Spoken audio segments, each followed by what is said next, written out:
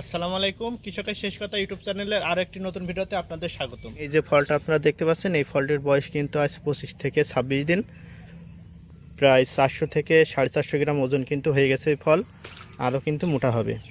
So viewers, আজ আমি আমার ড্রাগন ফল কিন্তু কাটছি। আপনারা দেখেন, আপনাদের দোয়া এবং ভালোবাসায় ফল কিন্তু অনেক বড় হয়েছে। এখন এই ড্রাগন ফল কিন্তু আমি কেটে বাজারজাত করব। আপনারা দেখতে পাচ্ছেন,